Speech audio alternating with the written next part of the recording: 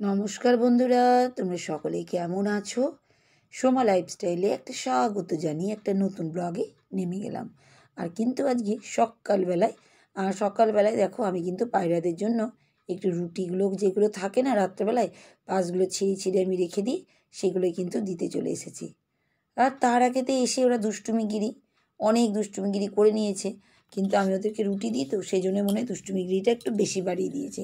চারিদিকে মাটি গাছ ভেঙে কি বলবে তোমাদেরকে, মানে আমি বুঝিয়ে বলতে পারছি না আমার যা কি খারাপ লাগছে। এই দেখো এই দুষ্টু পায়রাগুলো, কিন্তু আমার ইচ্ছা হচ্ছিল যে পায়রাদেরকে একটু খাবার দেব, তা সেই জন্যই আগেও দিতাম, মাঝখানে ওই দুষ্টুমিগিরির জন্য আমি খাবার দেওয়া কিন্তু বন্ধই করে দিয়েছিলাম, কিন্তু আবার দেওয়া শুরু করেছি। আর তার সঙ্গে সঙ্গে তোমাদের এখন আমি দেখো গাছের ফুল সব গাছগুলোকে সুন্দরভাবে একটু দেখিয়ে দিচ্ছি।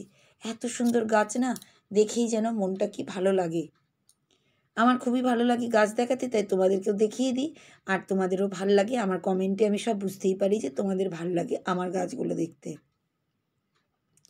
তো দেখো কত সুন্দর সবুজ সতেজ ফুল গাছ, এত সুন্দর লাগে না যে তোমাদের কি বলবো। প্রত্যেকটা গাছকে দেখো আমি তোমাদের কাছে নিখুঁতভাবে দেখানোর চেষ্টা করছি, কারণ এই ভিডিওগুলো কিন্তু আমার কাছে থেকেই যাবে। আর একটা ভিডিও যখন আমি পরে দেখি না, আমার খুব ভালো লাগে যে আমার ব্যালকনিতে এই গাছটা ছিল, এই গাছটা ছিল, এই রকম ফুল হয়েছিল। এগুলো কি বলতো, সব একটা স্মৃতি। স্মৃতি কোনোদিন মুছে না মানুষ যেমন বলে না, কিন্তু না দেখলে ভুলেই যাব আমি, সেই জন্য একটু ভিডিওর মধ্যে দিয়ে রেখেই দিই। আর এই দেখো একবারে কিন্তু গাছগুলোতে জল দিয়ে দিচ্ছি। আসল কথা কি বলো তো, আমি প্রত্যেক দিন মাত্র 3 থেকে 4 ঘন্টার মধ্যে না একটু টার্গেট করে নিই যে সংসারের সমস্ত কাজ শেষ করবই। সেটাই আমি কিন্তু সকালবেলা করে নিয়েছি, 3 থেকে 4 ঘন্টা একদম টার্গেট করে নিয়েছি কোনটার পরে কোনটা করব। আর সেগুলো একটা একটা করে করছি, না করলে কি বলো তো কাজটাও শেষ হবে না তো। এতগুলো কাজ একা হাতে করা মানে বুঝতে পারছো তো, সেজন্য পটপট পটপট করে একটার পর একটা কোনটা কখন করব একদম লাইন বাই লাইন চিন্তা করে নিয়েছি। আবার ভাবো আমাকে অনেক সময় বাইরে যেতেই হয়, আজকেও সেই বাইরে যাব, প্রত্যেক দিনই তো কিছু না কিছু কাজ থাকে, সেই জন্যই গো।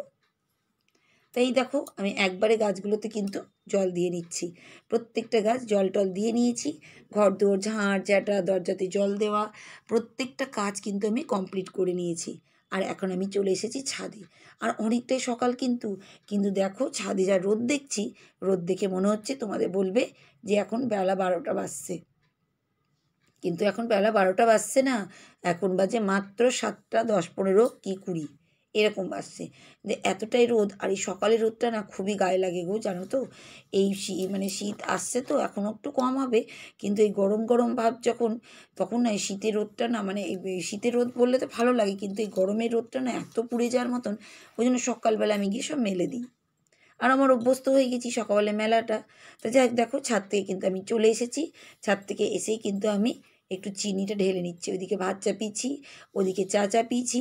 আর আমি তো একটু চাই চিনি দিয়ে খাই, সেই জন্য চিনিটা দেখছি ঢেলেই নি, ওটা মেজে ঘষে রেখেছিলাম, তাই দেখো সেটাই।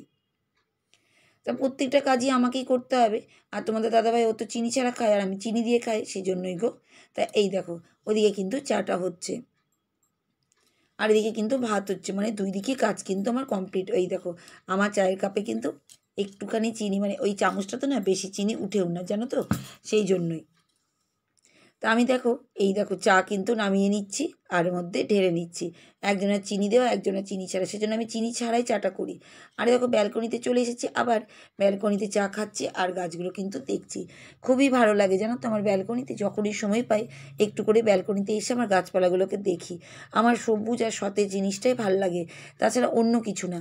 গাছের কি বলতো, আমি ফুল ফল বা কিছু দেখার জন্য নয়, সবুজ জিনিসটাই আমার ভালো লাগে, আর চোখের পক্ষেও খুব ভালো। আর আমার ফ্ল্যাটের সামনে যে গাছ আছে প্রচুর সামনে, সেগুলো প্রচুর সবুজ, মানে এত সুন্দর না আমার সামনের ভিউটা।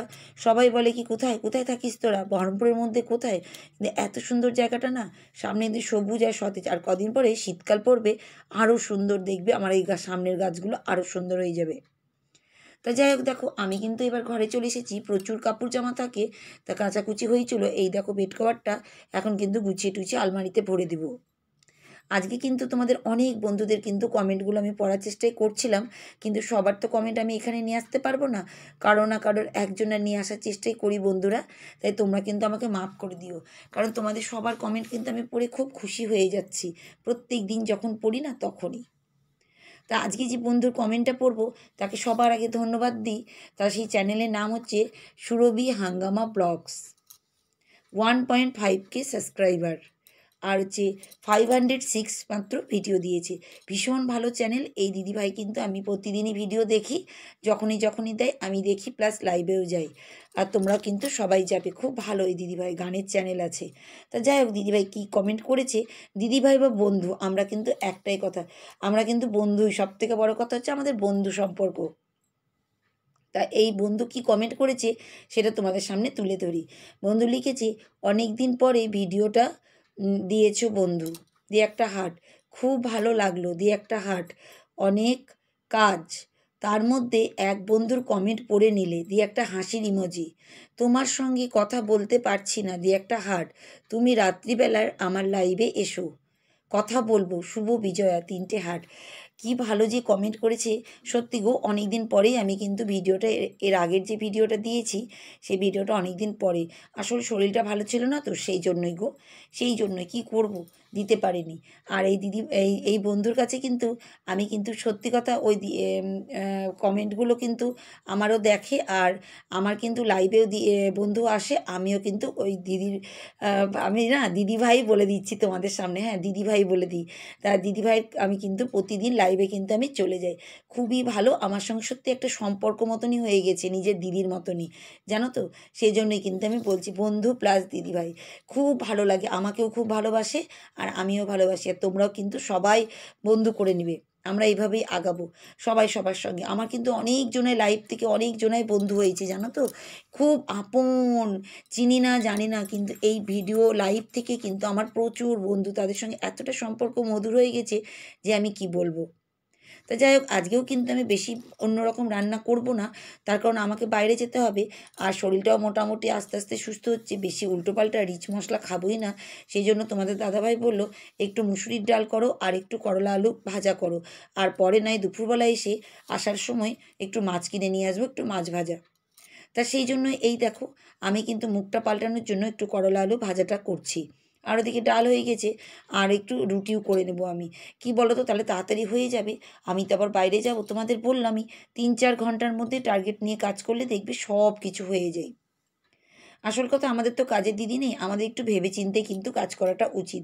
কারণ আমাদের মানে দেখো, কাজে কাউরির উপর তো কাজ ফেলে দিয়ে কাজ করতে পারবো না, সবটাই আমাকেই করতে হবে। সেই জন্য এক হাতে তরকারি রান্না করছি, এক হাতে কিন্তু আমি রুটি করছি, এক হাতে বাচ্চাকে দেখছি, এক হাতে এদের সঙ্গে কথা বলছি, মানে চতুর্দিকে আমি কিন্তু সব দিকে সমানভাবে তাল মিলিয়েই চলি। সেজন্যই বললাম, কিন্তু টার্গেট নিয়ে কাজ না করলে কিন্তু হবেই না।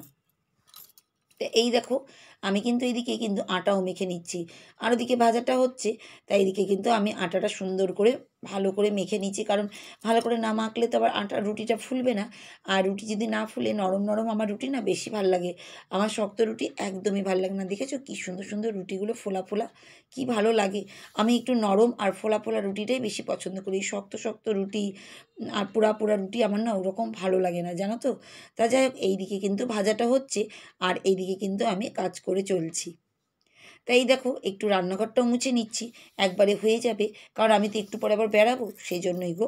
এই দেখো, রান্নাঘরটা ওই দিকেগুলো তো তোমাদের দাদাভাই করে দিয়েছে, আমি রান্নাঘরটা লাস্ট একটু কিন্তু মুছে নিচ্ছি, কারণ না মুছলে তো হবে না, সব কাজটা করে নিলে কি বলো তো, বাইরে থেকে এসে অতটা চাপ থাকে না, জানো তো। আর আমি কি বলো তো, স্নান টান তো করে সেরকম যাব না, আমি আবার চলে আসবো, সেই জন্য কি বলো তো, তাড়াতাড়ি তাড়াতাড়ি করে ঘরটার মুছে নিচ্ছি, যাবোই, সামনে একটু কাজ আছে, সেই জন্যই। আর এই দেখো, এইদিকে কিন্তু আমি ঝাঁটটা দিয়ে নিয়েছি, আর এই দেখো বেরিয়ে পড়েছি, সামনে একটু কাজ আছে তোমাদের বললাম। তাই দেখো, রাস্তা কিন্তু ফাঁকা, তা আমি আসার পথে আবার একটু বাজার করেও চলে আসবো, মানে একটু মাছ টাছ নিয়ে আসবো, কারণ আসার পথে দুপুরবেলা একটু মাছ ভাজা না খেলে ইচ্ছাও করবে না, সেই জন্য। আর দেখো, বিকালবেলা ব্যালকনি থেকে তোমাদের ভিডিওটা আবার দেখাচ্ছি, দেখেছো তো। তা আমার ভিডিও কেমন লাগে, তোমাদের যদি ভালো লাগে একটা লাইক কমেন্ট করবে, যেটা